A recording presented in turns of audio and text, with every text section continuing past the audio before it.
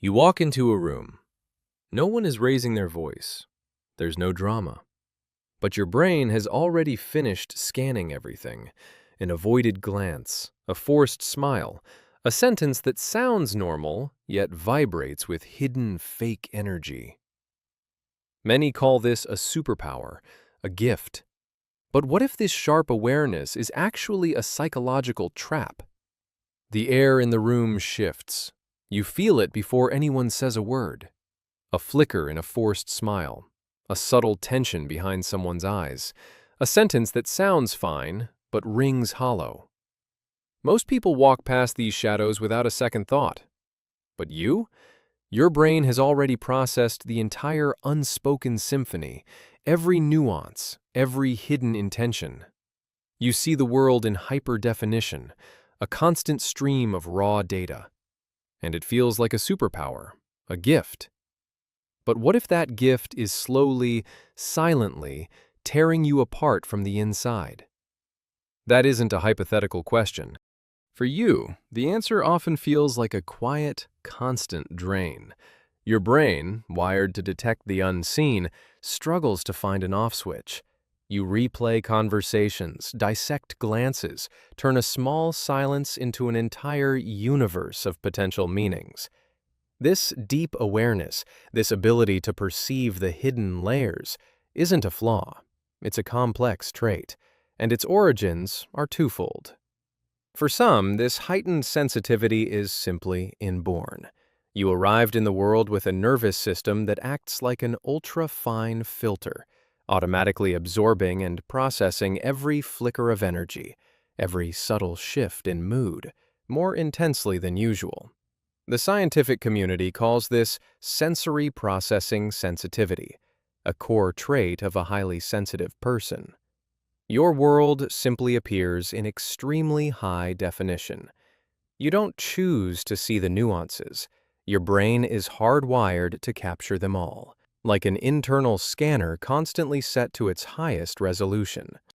Every sound feels louder, every texture more pronounced, every emotion radiating from another person, almost tangible. This isn't just about observation, it's about feeling everything more profoundly. It's an innate wiring, a deeply personal lens through which you experience all of life. Yet, for countless others, this sharp awareness isn't a birthright. It's an inheritance of survival. It was forged in the crucible of an emotionally unstable past, most often during childhood. Imagine a child whose home environment was a constant, unpredictable storm. The mood of the adults could change like the weather, from calm to thunderous in an instant. That child could not afford innocence.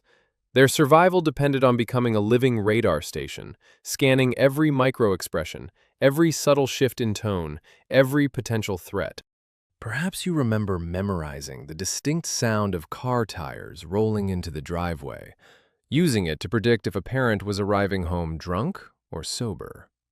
You learned to measure the precise anger in a slammed kitchen cabinet, or the tension in a forced laugh from across the living room. Your nervous system didn't just observe these things. It built an elaborate, invisible network of neurons designed to predict emotional disasters before they even happened. Your amygdala, the brain's primitive alarm system, was constantly on high alert, recording one message: "This environment is not safe. Keep scanning. Anticipate." No one explicitly taught you these skills. Your brain, in its desperate need to keep you safe, automatically constructed this predictive intelligence. Over time, that frantic, necessary vigilance transformed. It deepened. It infused itself into your identity, becoming an inseparable part of who you are. The constant need to be aware, to understand every variable, was once your shield against pain and unpredictability. It saved you. But that shield, forged in the fires of survival, has now fused into your very skin. And when the very mechanism that once protected you becomes an intrinsic part of your being, how does that deep awareness truly reshape the world you inhabit now as an adult? That deep awareness isn't just an origin story. It shapes your every waking moment, transforming common interactions into complex equations. This leads to the first undeniable sign: living in constant analysis mode. For most people, a conversation is simply words. For you, your mind is running a hidden algorithm. It's the clearest sign and also the most exhausting. Imagine this. Your boss sends a message at 4 p.m. Come see me for a minute later. Others might see a routine request. For you, a wave of tension immediately appears.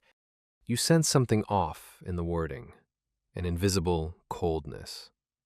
Your gut clenches. You instantly start questioning yourself. Is your boss upset? Did you mess something up? Your brain scrambles for answers before you even leave your chair. You don't just hear words.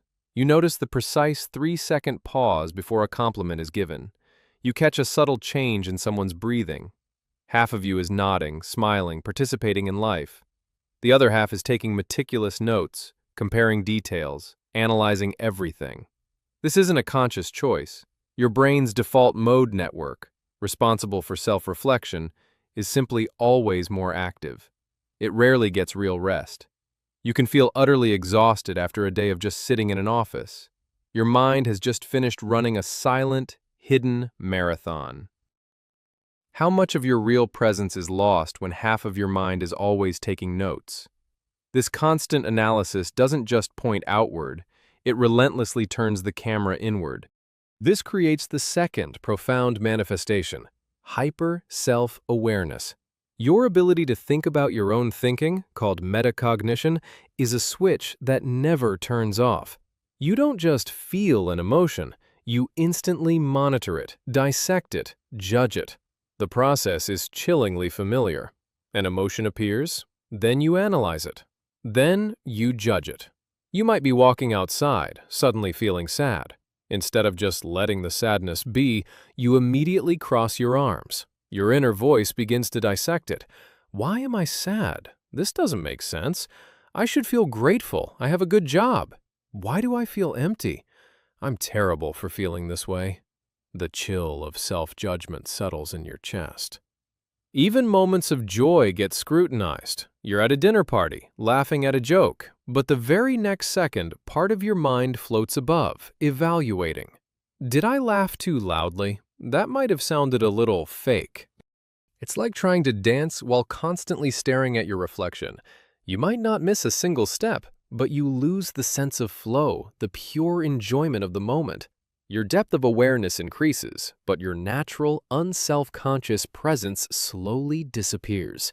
Do you ever truly feel an emotion, or are you always monitoring it? When that analytical camera runs for too long, it leads to the third manifestation: losing innocence in relationships. Your deep awareness begins to expose the backstage of human behavior. You realize people don't always say what they mean. You see a coworker bring you coffee, praising your recent project. Instead of just enjoying the compliment, your brain instantly scans possible motives. What favor do they want? Are they hoping I'll share customer data? The taste of subtle cynicism, persistent on your tongue, isn't always pleasant. You realize kindness sometimes comes with conditions. Affection can be a calculated investment. The confident swagger of a date might just be a curtain. It hides a deep fear of rejection. This awareness creates a quiet, profound loss. It's not the loss of childhood naivete, it's the loss of relational innocence. The ability to fully trust the surface of words simply isn't there anymore. A compliment always carries layers. An apology never feels complete, because you suspect the other person is just trying to calm the situation, not truly accepting fault. A promise sounds fragile, almost breakable. You don't become bitter, you just become incredibly cautious. And sometimes, even in a crowded room, you feel profoundly lonely. No one else seems to see the truth you're seeing. And when the surface of words can no longer be trusted, when every interaction carries a hidden layer, how much of your world and your heart begins to truly feel alone? This layer of truth you're seeing isn't just logical reasoning. It sinks directly into your feelings, leading to the fourth manifestation, empathy that is always switched on. For you, empathy isn't a skill you choose to use when a friend is crying. It's a fundamental state you can't turn off. You walk into a meeting room, no one says a word. Yet you can feel the heavy weight of irritation hanging between two coworkers. Your mind works like a sheet of absorbent paper. You don't just understand with your mind. Your empathy crosses into absorption. You actually live inside another person's pain as if it were your own. Those mirror neurons in your brain activate, firing as if you are experiencing that exact emotion. Someone sitting next to you on the bus taps their foot with nervous energy. Suddenly, your own heart starts beating faster. A friend talks about their divorce, and after they go home, that pain sits in your chest for 3 days. How much of yourself do you lose by carrying everyone else's sorrow? The result? You become the emotional regulator for everyone around you. You know precisely how to soften your voice. You choose careful words to calm the atmosphere. People love being around you. They feel understood, seen. But the price is immense. You become a container for other people's emotional waste. And at the end of the day, very few people realize that the one who always understands others also desperately needs someone to understand them. Those suppressed emotions don't disappear. They move straight into your body. This brings us to the fifth manifestation, when awareness becomes tied to the body and anxiety. Your awareness doesn't just exist in your mind. You possess an extremely sensitive interoception system. This is your ability to sense your own internal body state. You drink a cup of espresso. Your heart beats a little faster from the caffeine. For most people, that's just alertness. But for your nervous system, your brain detects that faster heartbeat. It flips through its data records. Fast heartbeat equals danger! We're about to have a panic attack! Normal physical sensations become exaggerated warning signals. This creates a brutal anxiety loop. A physical sensation appears. Your brain misinterprets it as danger. Your body then activates a stress response, releasing hormones like cortisol. This leads to even stronger physical sensations. Your own body, once a sanctuary, now feels like a battlefield. The result is that your body becomes a constant stream of emergency data. You feel restless and uneasy all the time. This happens even when nothing truly bad is happening in your external world. The hum of an emergency siren in your chest never quite fades. When signals from your body and emotions become overwhelming, your mind starts searching for one final escape. It wants to restore order. That is when your awareness quietly transforms. It shifts from a lens of observation into a strategy of control. This isn't about controlling others. It's a subtle inner defense mechanism. You operate based on an unspoken belief. If you can just predict every possible variable, you won't be surprised by pain.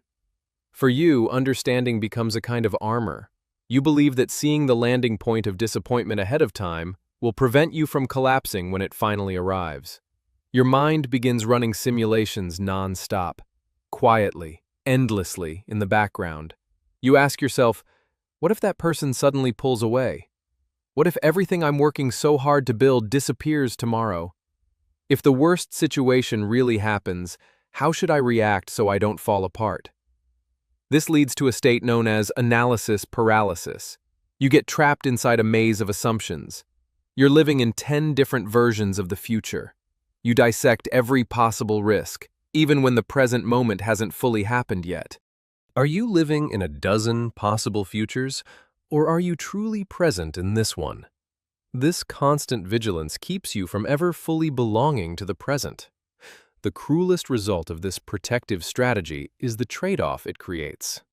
In trying to stay ahead of pain, you slowly step outside your own life.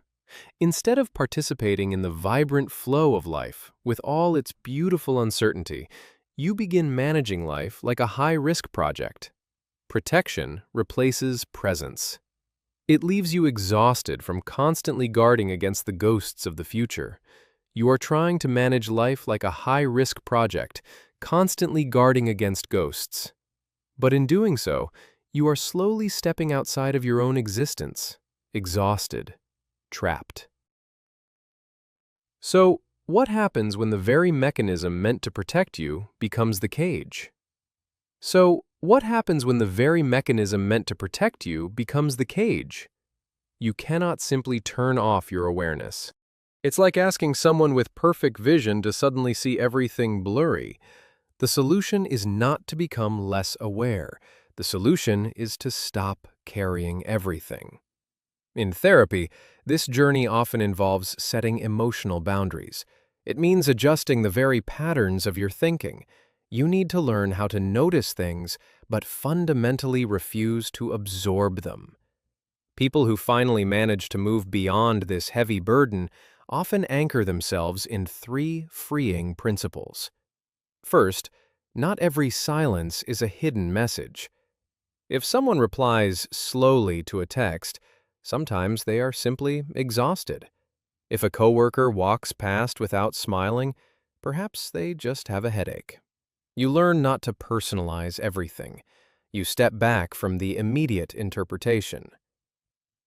How many invisible stories do you create when the truth is simply exhaustion or a headache? Second, not every emotion that appears needs an action to solve it. Anxiety may show up. Instead of rushing to analyze why, instead of dissecting its origin, you learn to simply say, "Oh, my heart is beating fast. It's just a physical sensation."